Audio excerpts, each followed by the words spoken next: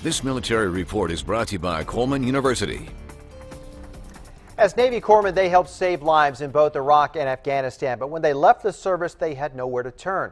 Well, new at 610 News military reporter Bob Lawrence shows us how a pilot program at the VA puts their military skills to work. Any pain at all?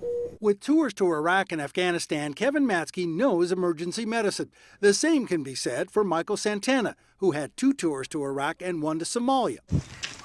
As Navy corpsmen, or docs as they were called, both were attached to Marine units and were the first to treat whoever got wounded. Combined, Kevin and Michael have 26 years of medical experience, but they couldn't put that experience to work in a public hospital. Simply put, they had the experience, but not the state requirements. Without this position, I would have been several years of school before I could have continued that, which would have been a challenge for me and my wife. What the VA did was create a program called the Intermediate Care Technician, or ICT. You got a label for me? I'll print another one. Okay, great, thanks. Under supervision by a doctor or nurse, ICTs like Mike Santana and Kevin Matzke can draw blood and stitch up minor wounds instead of having a physician or nurse do it. It takes a good hour and a half to do a good wound closure.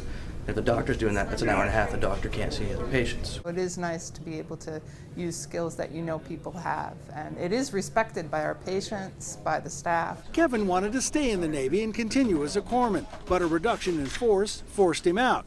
Now he earns a paycheck and can plan for school.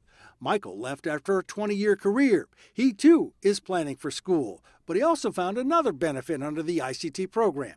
Here we are working again with our fellow brother and sister veterans, so that's the added icing on the cake. Bob Lawrence, 10 News. All right, the pilot program is being evaluated with the hope of making it a permanent part of emergency departments at the VA all around the nation.